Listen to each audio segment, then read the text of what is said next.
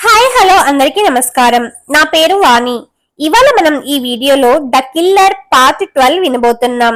Friends, మీరు కానీ మన ఛానల్ ని ఫస్ట్ టైం చూస్తున్నట్లయితే ప్లీజ్ సబ్స్క్రైబ్ చేసుకోండి. అలాగే ఈ వీడియోని తప్పకుండా లైక్ చేసి స్టోరీ ఎలా ఉందో కమెంట్ చేయండి. మరి ఎందుకు ఆలస్యం, స్టోరీ వినేద్దామా? పోలీస్ కస్టడీలో ఉన్న నాయక్ తన గత జీవితం ఎంత ఉన్నతంగా ఉండేదో ఊహించుకున్నాడు. ఆ విశాలమైన జీవితానికి తెరపడిందని బాధపడ్డాడు. ఇదంతా చేసింది తాను ఉన్నతంగా ఎదగడానికి, కానీ తన మీద ఆధారపడే తన ఫ్యామిలీ గురించి మాత్రం ఆలోచన చేయక వాళ్ళను ఇబ్బందుల పాలు చేశాడు నాయక్.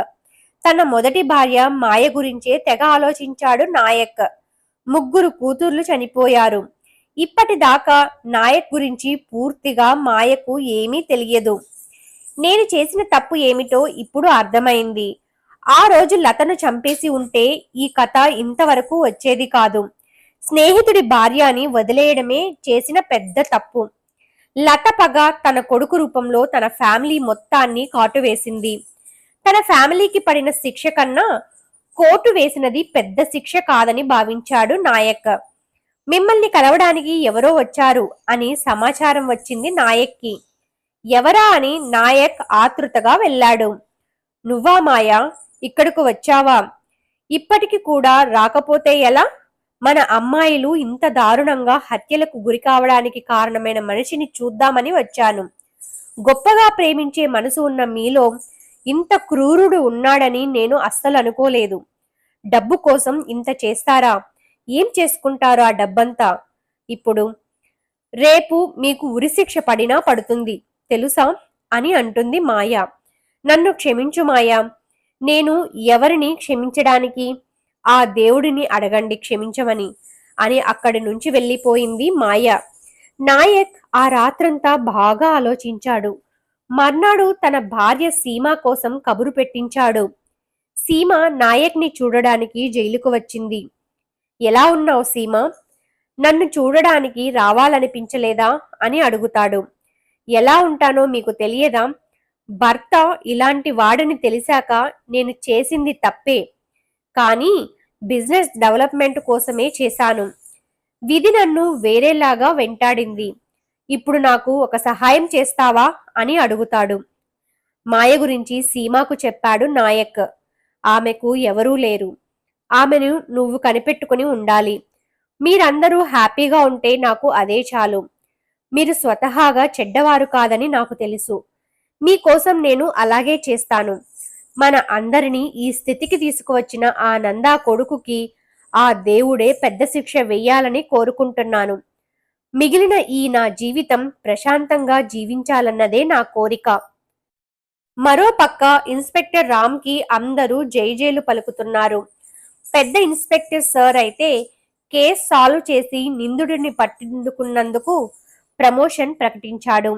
ఇన్స్పెక్టర్కి సన్మానం కూడా ఏర్పాటు చేశారు.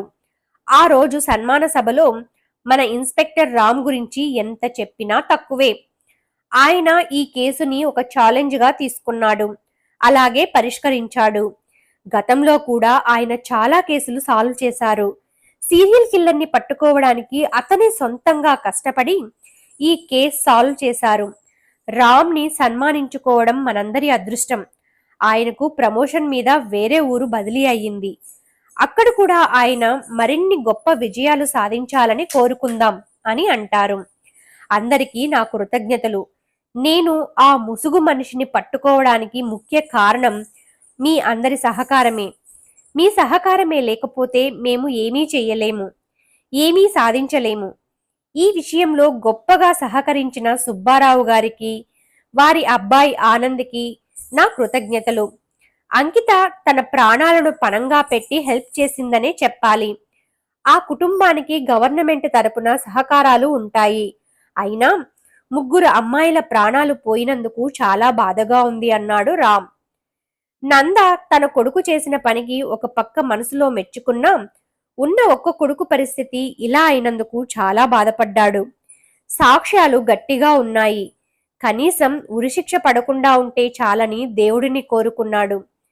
నాయక్ మీద పీకల దాకా కోపం ఉన్నా వాడి పాపాన వాడే పోతాడని, పైగా స్నేహితుడు కూడా, అందుకే వదిలేశాడు.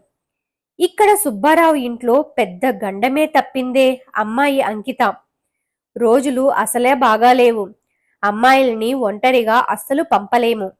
ఆ బుల్లెట్ తగలరాని చోట తగిలి ఉంటే మన అమ్మాయి మనకి దక్కేది కాదు అని కాంతం ఏడుస్తూ ఉంది. ఊరుకో అమ్మా, ఇప్పుడు ఏమైందని?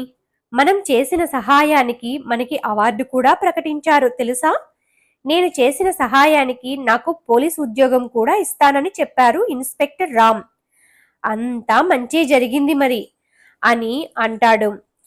ఇంతలో అవును అనుకో, నేను చేసిన పూజల వలన దేవుడు అనుగ్రహించాడు అంది కాంతం కళ్ళు తుడుచుకుంటూ. అక్క అక్క అని ఎవరో వస్తున్నట్లుగా అలికిడి. ఎవరు అని కాంతం అడగ్గా, నేను తేజాని, మీరందరూ నన్ను క్షమించాలి. ఇన్ని సంవత్సరాలు మీ మీద కోపంతో మిమ్మల్ని ఇబ్బంది పెట్టడానికి చూశాను. బావగారు ఎంత గొప్ప మనసున్నవారో, ఎంత ధైర్యం కలవారో తెలిసింది. అమ్మా నాన్న మీ అందరినీ ఇంటికి రమ్మని పిలిచారు. దాంతో సంతోషం, అందరం కలిశాము అని ఎంతో ఆనందించింది Kantham. Thanks for watching friends. అంతే, కథ అయితే అయిపోయింది. సో ఇంకొక సరికొత్త కథతో మళ్ళీ మీ ముందుకు వస్తాను. Please subscribe my channel. అలాగే ఈ వీడియోని తప్పకుండా లైక్ చేయండి.